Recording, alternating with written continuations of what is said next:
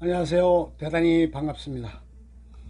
수필 읽어주는 남자 자한형 이종수입니다. 이번 시간은 85번째 시간으로 서울살이라는 수필을 읽어드리도록 하겠습니다. 서울살이. 시골에 사는 사람들의 꿈의 고향은 서울이다. 내가 처음 서울을 접하게 된 것은 중학교 2학년 수학여행을 갔을 때이다. 거의 70년대 초반이다. 한창 10월 유신으로 경제 부흥의 박차를 가하고 있던 시절이었던 듯하다. 말로만 들었던 남대문을 보게 되었고 현판도 남대문이 아닌 숭례문으로 되어 있는 것을 눈으로 직접 확인할 수 있었다. 국립박물관도 신축 중에 있었던 듯하다. 그 앞에서 도열의 기념사진 촬영을 한 기억도 난다. 창경궁 등도 둘러보는 것으로 추억된다. 서울 지하철도 건설되고 있는 와중에 있었다. 뭣도 모르고 철도 없었던 어린 시절의 서울 방문이었다. 시종에 떠오르는 말 가운데 이런 이야기들이 있었다. 사람이 나면 서울로 보내야 하고 말이 나면 제주도로 보내야 한다. 서울 사람이 우선 다듬이의 힘으로, 시골 사람이 우선 풀 힘으로 얻는다. 서울이 무섭다니까 남태령에서 간다. 서울 까투리가 시골의 웅웅이에게 속는다. 서울로만 비만 오면 풍년이란다. 서울 사람은 돈베젓은 알아도 고구마선 모른다. 모로가나 기어가나 서울 남대문만 가면 그만이다. 서울에 가면 눈 뜨고 코 베어 간다. 서울 가본 사람과 안 가본 사람은 우기면 서울 안 가본 사람이 이긴다. 이건 서울과 관련된 속담은 거의 70개에 이른다고 한다. 서울 사람이 한번 가보고 와서 설명하기에는 하도 넓고 복잡하다 보니 안 가본 사람이 가본 사람처럼 헛붕을 떨며 말해도 반박하기 어렵다는 뜻으로 볼 수 있다. 돈베젓은 전어의 내장 중에서 위로 담근 젓으로 속젓, 돈베젓, 반젓이라고 한다. 다음으로 서울을 올라오게 된 것은 중학교를 졸업하고 지익시험을 치른다고 몇 번 오르락내리락 했던 적이 있었다. 그리고 군복무 중에 7주 정도 교육을 거여동 특전교육사령부에서 받은 적이 있었다. 본격적으로 서울살이가 시작된 것은 80년대 말 무렵이었다. 8.28 올림픽을 얼마 남겨놓지 않은 때에 인사발령에 의해 서울로 올라오게 되었다. 결혼을 한 지가 1년여 지났지만 주말부부로 생활하고 있었던 시기였다. 서울을 잘 아는 직원이 있었다. 서울의 맛집 명소를 소개해주었다. 종각의 이문설렁탕, 종원행 앞 본점의 하동관, 명동의 냉면집, 오장동 냉면집, 삼청동 칼국수집 등이었다. 곳곳의 맛집을 다녀보며 서울의 다양성에 놀라움을 금치 못했었다. 서울 사람들이 서울 위의 곳은 다 시골이라 칭하는 것에 자존심이 상하기도 했었다. 집사람은 시골에서 교직생활을 하고 있던 때였다. 자취를 해본 적도 없어 하는 수 없이 하숙을 구하는 도리밖에 없었다. 이렇게 서울 생활이 시작되었다. 한 달여가 지나고 아들이 태어났다는 소식을 하숙집에서 들었다. 참으로 감개무량한 기분이 들었다. 소식을 접하고 바로 시골로 내려가 몸조리에 뒷바라지를 했다. 2, 3일간 몸조리를 돕다가 올라왔다. 서울에 올라와야 할 당위성이 있었던 것은 아니었다. 하지만 제대로 된 코스를 밟아가려면 서울에서의 생활이 필수 조건이었다. 모든 정보가 서울에 집중되어져 있었다. 동기들도 대부분 서울로 올라왔다. 물론 시골에 정착한 이들도 몇몇 있었고 아직까지 시골에 생활하고 있는 이들도 있었다. 성진시험에 대비해야 했었다. 앞으로의 직장생활에 있어서 성진시험은 거쳐야 할 한 과정이었다. 모두들 집을 나와 여관에서 생활하면서 준비를 하기도 했었고 상당한 기간이 요구되기도 했었다. 통상 초봄에 시험이 있었다. 10여 년이 지나도록 통과를 못하는 경우도 있었고 평생을 해서도 안 되는 경우도 있었다.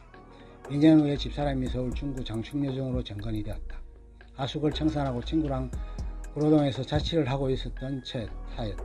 친구 중에 한 녀석은 발령이 지방으로 나자 회사를 관두기도 했었다. 워낙 탄탄한 경력과 스펙을 갖고 있었기에 금방 취직이 되었고 적응해 나가기도 했었다. 한 친구는 평택 쪽에 발령이 나서 한동안 그곳에 지내기도 했었다. 또 한 선배는 아예 영국으로 이민을 가기도 했었다. 단칸방이었고 부엌에 딸려 있었다. 어느 만큼 간단한 치사가 가능할 정도였었다. 평소에는 매식을 했었고 휴일에는 간단한 라면 정도로 해결하는 편이었다. 집사람의 올라옴에 따라 용산구청 뒤 원효로에 방 2개짜리 집을 구했다. 부엌이 딸려 있었고 화장실은 공동 화장실이었다. 이곳에서 얼마간 지냈었다. 그리고 91년도에 신림동에 신축 빌라를 구해서 들어갔다. 작은 아들도 태어났고 식구가 넷이 되었다. 집사람은 육아휴직을 3년간 하게 된 터라 그런대로 사람 사는 것 같은 삶을 처음으로 살게 되었다. 2년 정도 지나고 나니 집사람은 소일거리를 찾기 시작했다.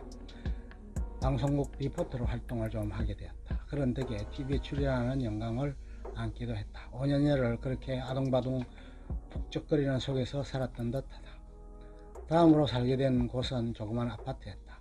소규모 아파트였다. 120여 가구의 서민 아파트였다. 집사람은 집 근처의 학교로 정근을 오게 되었고 큰아들은 초등학교에 입학하게 되었다. 작은 녀석은 여전히 어린이집 신세였다. 3년 정도 지나고 나니 집주인의 퇴거 요청에 의해 같은 아파트의 다른 동으로 이사를 갔다. 한 번은 비가 새는 듯이 물이 새는 바람에 공사를 일주일 동안 하는 바람에 일주일간 인근 여관에서 지내기도 했었다. 차도 중고로 구입해서 타고 다니게 되었다. 그러던 차에 처제네도 서울로 이사를 오게 되었다. 처제네 외에는 집사람과 마찬가지로 교직에 있었다. 같은 아파트 옆동으로 이사를 왔다. 혈육이 부근에 살게 되니 한결의지가 되었고 여러가지 이로운 점이 많았다. 처제네는 5년여가 흐른 후 동서가 공주 쪽으로 가게 되어 이사를 가버리고 말았다. 한참 동안 열심히 일하고 부지런히 살림을 불려나갔다. 그래서 좀 더 넓고 큰 아파트로 이사를 시도했다. 당시로서는 상당히 무리가 뒤따랐고 어려움도 있었지만 큰맘 먹고 과감하게 도전을 한 셈이 되었다. 그제서야 제대로 된 일정 규모의 아파트에 들어갈 수 있었다. 26평 정도 된 듯했다. 거실은 협소했다. 큰아들은 중학생이 되었고 작은아들은 초등학교 고학년이 되었다. 3년 정도를 살았다. 그렇게 지내다 보니 보다 더 나은 교육 여건을 가진 곳으로의 이주가 필요해졌다. 큰아들의 학원은 서초동에 있었다. 다시 한번 과감하게 무리를 해가며 이사를 했다. 길거리에서 소비되는 시간을 절약하기 위해 서초동 쪽으로 가야 했었다. 그 녀석은 번거로운 듯해서 그대로 학교에 다녔다. 작은 녀석은 중학교 2학년이었는데 아예 학교를 옮기기로 하였다. 교장 선생님과의 면담도 있었다. 상당히 의아해하고 경건시하는 분위기에 기분이 썩 좋지는 않았었다. 역시 강남은 생각했던 것보다 훨씬 많이 달랐다. 작은 녀석의 성적으로 강남의 명문중학교에 다니는 것 자체가 어불성설이었다. 반의 3분의 1이 영어를 만점 받는 학교였다. 초반에 적응에 상당한 애로를 겪는 듯 했지만 차츰 나아졌고 적응도 해나갔다. 아이들 대부분이 명문가의 자제들이었고 외국도 많이 다녀온 듯 했었다. 문화나 생활 패턴의 차이 등으로 인해 보통의 재력 또는 경력을 가지고 살기가 만만치 않은 곳임을 새삼스럽게 느끼게 되었다. 재산이 10억이 없는 상태로 강남에 사는 것은 강 큰 남자라는 것이 절감되었다. 무늬만 강남에 사는 것이었다. 최소의 비용으로 잠시 머무는 것이라 여겼다. 6년 동안을 지냈다. 삶의 양식이 다르다는 것을 뼈저리게 느꼈다. 춘척 누님네가 10여 년 전에 이곳에 살다가 지금은 신도시 쪽으로 가 살고 있었다. 지금도 자녀들은 그 서초동 시절의 생활에 대한 향수를 갖고 있고 그쪽으로의 회귀를 꿈꾸고 있다는 것에 공감이 되었다. 친척 누님도 서울에 와서는 처음에는 빌라에 사시다가 개인주택에 살다가 아파트로 분양받아서 살고 계셨다. 꼭 그런 것은 아니지만 그렇게 전철을 밟아가는 듯 했다. 무세에게는 반드시 아파트 시작이기를 권고해주고 싶다. 물론 여력이 된다면 단독주택이 좋기는 할 것이다. 언젠가 오랫동안 시골에 살다가 서울에 올라오게 된 분의 넋두리가 있었다. 집을 팔아서 왔음에도 강남의 전세금에도 미치지 못하는 것에 한탄을 하는 것이었다. 시골집 10채를 팔아야 강남 집 하나 살까 말까 한다고 했었다. 어찌되었든 간에 아무튼 아파트에서부터 시작을 해야 할 것이고 가급적이면 강남 상구에서 출발하는 것이 필요한 것이 아닐까 한다. 한 번은 전세금을 올려달라고 한 적이 있었는데 그 부담은 상상을 초월하는 수준이었다. 서민으로서는 감당하기 힘든 수준이었던 것을 마련하느라 고생했었던 아픈 기억이 있었다. 기준이나 원칙, 최소한의 기본적 등 상식이 통하지 않는 곳이었다. 그곳에서 집사람은 자기 발전을 이루어 교직에서 전문직으로의 전환이 이루어졌다. 자격증도 땄다. 공부도 불철주야로 매달려서 어려운 경쟁의 관문을 뚫고 원하는 바를 이룬 셈이었다. 나는 직장에서 승진이 되었다. 그 녀석은 대학에 입학을 하였고 군복무까지 마치게 되었다. 군복무는 신병훈련을 거쳐 1포병여단에서 포병으로 근무를 했다. 위치는 파주 포분이 쪽이었다. 책임감 있게 임무 수행을 잘 해낸 덕에 무난하게 군생활을 마칠 수 있었다. 어느 만큼 자신이 원하는 바를 위해 어떻게 해야 하는지 세상 사는 법을 배워온 듯하다. 작은 녀석도 대학에 입학하는 쾌거를 이루었다. 아직까지 작은 녀석은 천방지축이고 천지를 모르고 헤매고 있는 듯해 보인다. 빠른 시일 내에 입영을 해야 할 듯하다. 작은 녀석에게 교육을 해줬다. 이과에 가서는 서울 생활이 쉽지 않을 것이다.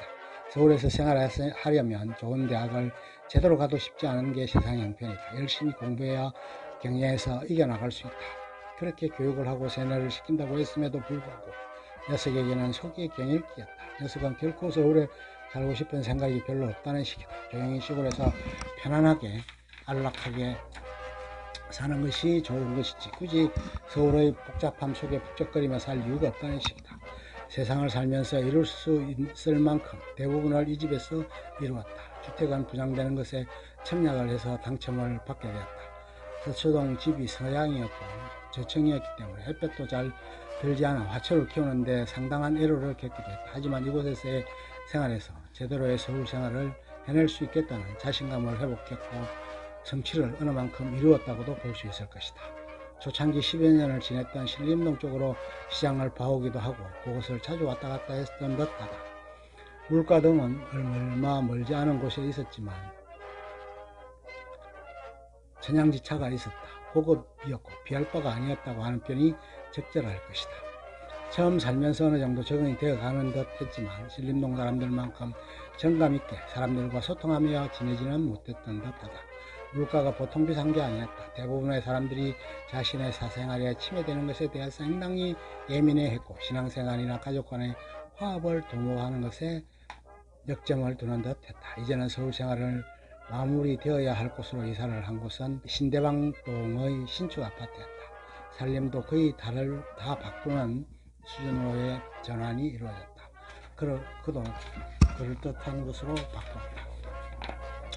주거의 한강이나 조건은 신축 아파트인 만큼 잘 갖추어져 있는데 하지만 문화적으로나 주민생활 측면 등에 있어서는 강남 상구에 비할 바가 못되는 듯하다. 인근에 보라매 공원이나 병원 등도 있지만 예전에 살던 곳에 비하면 격이 무척이나 떨어지는 것 같다.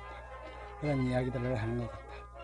시골 사람들의 꿈의 고향은 서울이겠지만 서울 사람들의 꿈의 고향은 외국의 멋진 것이 아닌가 한다. 이제는 서울에서 생활한 지도 20여 년이 지난 듯하다. 서울 사람이 되었다고 얘기할 수 있을지 모를 일이다. 아직도 시골에 대한 향수는 여전하다. 시골 사람들은 서울을 쳐다보고 사는 것 같고 서울 사람은 유수한 외국의 멋진 도시를 꿈꾸며 지향하는 듯하다. 서울이 국제적인 도시가 아니라서가 아니라 그렇게 지향하며 롤모델로 해서 삶의 행복지수를 높여가고자 하는 것이 아닐까 한다. 얼마 전 수해로 인하여 큰 피해를 입었던 곳이 서울의 핵심이었던 곳이었다. 더 이상 이런 불상사가 있어서는 안 될 것이다. 노랫말에도 있듯이 서울은 아름다운 곳이고 사과나무를 심어야 하는 우리의 수도이다. 무엇보다 아름답고 풍요로운 도시로 삶의 질을 향상시켜 나가는 살고 싶다는 곳으로 만들어가야 하는 것이 서울 시민의 사명이 아닐까 한다. 끝. 좋으면 좋아요, 구독 눌러주세요. 감사합니다.